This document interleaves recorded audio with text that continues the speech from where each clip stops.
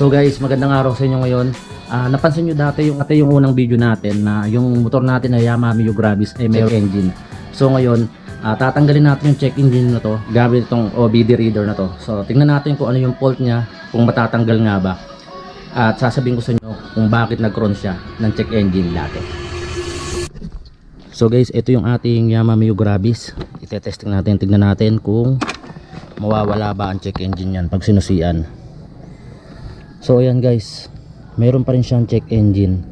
So ngayon titignan natin kung mawawala nga ba yung check engine yan kapag ginamitan natin ng OBD scanner. Bakit nga ba nagkaroon ng check engine yung motor natin? Kasi dati nung naglinis tayo ng throttle body, di natin sinasadya na natanggal natin yung hose ng injector. Tapos nung sinusian natin ay hindi na nawala yung check engine ito. So ngayon ang gagawin natin ay kailangan natin i-connect ito mismo sa may ECU natin para makita natin yung fault niya at matanggalan natin guys. So para magawa natin yon, kailangan buksan natin yung pinaka cover ng battery. Bali ito yung cover ng battery guys, tatanggalin natin para makita natin yung connection ng ECU natin. So pindutin lang natin yan. Yan, tapos tabi natin itong mga plastic thumbstack na to. Tanggalin natin yung cover ng battery. Tapos iyan na mismo yung connection ng ating reader para matanggal natin yung pinaka fault nya. So ikukonekta na natin to. Bali yung pinaka connection nya guys ay 3 pin. Ayan, 3 pin siya. Tapos 3 pin din yung connector natin. Tingnan natin kung mababasa yung ating OBD. Tapos tingnan natin kung iilaw siya.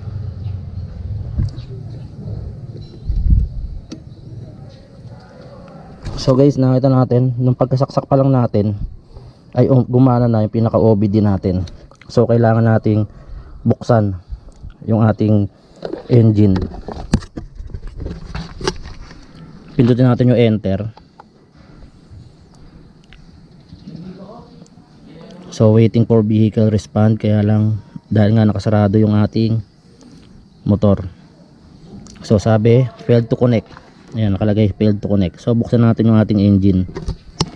Buksan natin ang ating engine. Ayan, nakabukas na.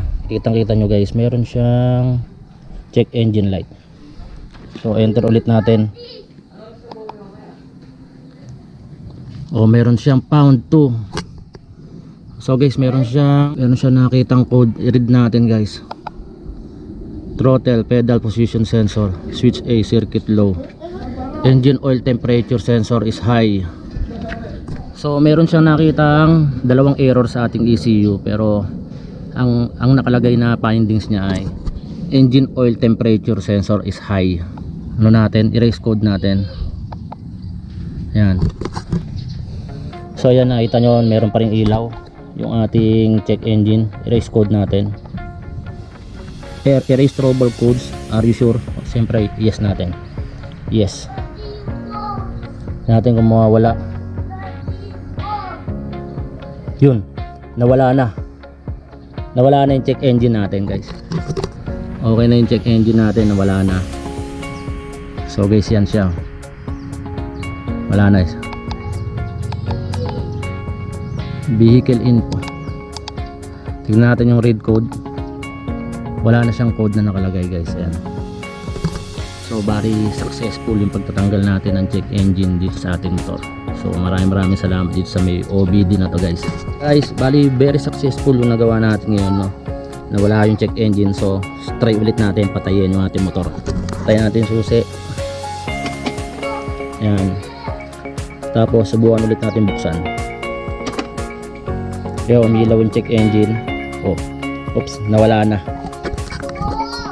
So okay na guys, ganun lang ang pagtatanggal ng check engine sa motor natin. So maraming salamat sa panonood.